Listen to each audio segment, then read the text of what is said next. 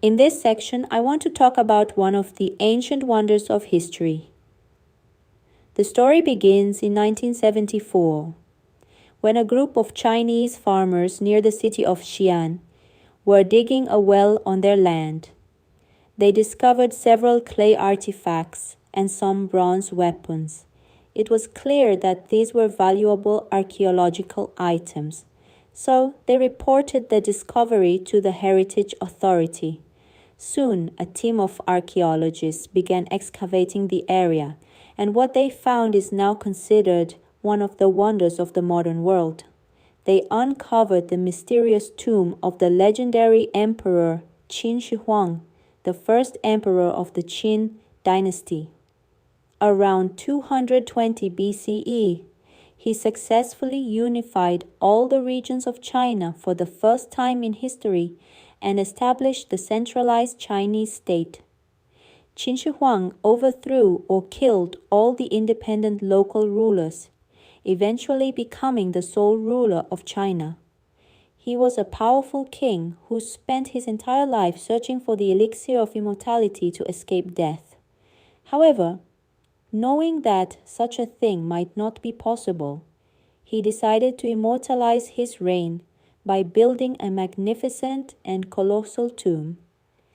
Archaeological studies suggest that around 700,000 workers spent nearly 40 years constructing this grand mausoleum. Inside, the tomb contains offices, halls, and stables. Around the tomb, a luxurious park was built for the emperor's celebrations and leisure activities. What amazed the world the most about this tomb was the clay sculptures within it, 8,000 life-size statues of soldiers from the imperial army, none of which are identical. They seem to have been modeled after real soldiers. The height of the clay statues ranges from 180 to 200 centimeters, taller than the average height of ancient Chinese people. They are so lifelike that it's hard to believe they were crafted 2,200 years ago with such precision. These 8,000 large terracotta statues form the emperor's terracotta army. In the front row stood archers, some standing and others kneeling. The second row featured cavalry. Each statue holds real weapons such as swords, shields, and spears, all of which were part of the actual army of that era. Some of these swords remain sharp even after all these years because they were coated with a thin layer of chromium oxide, a technique that modern Germans first used in 1937, followed by Americans in 1950. This demonstrates the advanced metalworking skills of ancient Chinese craftsmen. The reason behind constructing this extraordinary collection lies in a tradition the Chinese followed during funerals. They buried objects with the deceased. Depending on the region, this tradition had various cultural explanations. For the emperor, these statues were created to be buried with him so that these soldiers could continue protecting him and his kingdom in the afterlife. Interestingly, the Terracotta Army doesn't only include the soldiers. The massive collection also features 130 war chariots, 520 horses, 150 cavalry figures, and thousands of real weapons. Further excavations in the tomb revealed 4 burial chambers, each about 7 meters deep. In the largest chamber, archaeologists found the main part of the Terracotta Army, 6,000 soldiers standing in neat rows.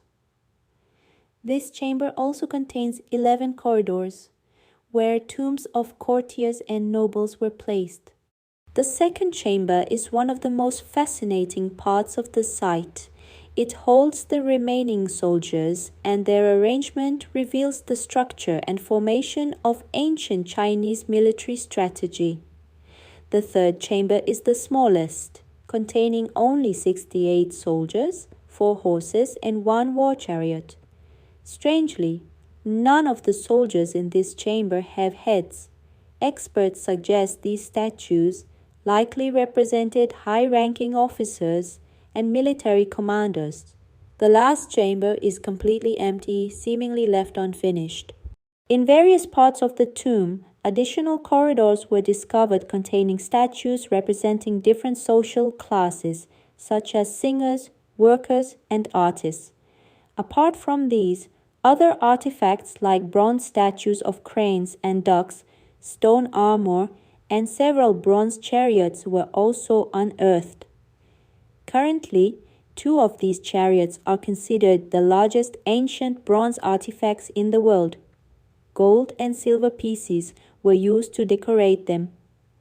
Experts' research shows that Chinese craftsmen produced different parts of the statues: heads, torsos, arms, and legs, separately in their workshops and then assembled them. Finally, after firing the statues in kilns, they transported them to the tomb. The raw materials for their work came from the Loess Plateau in northern China. The craftsmen measured the mineral content of the clay and sometimes added other materials, like stone or sand, demonstrating the extraordinary practical knowledge of ancient Chinese artisans.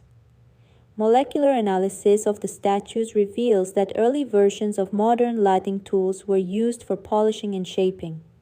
Another fascinating detail is the use of vibrant colors, including Chinese purple, in painting the statues. Chinese alchemists created this pigment using jade.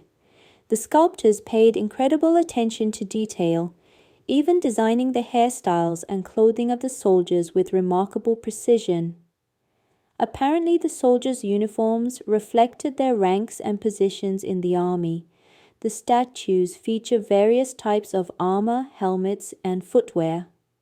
In ancient China, hairstyles signified social status, and this is also evident in the Terracotta Army.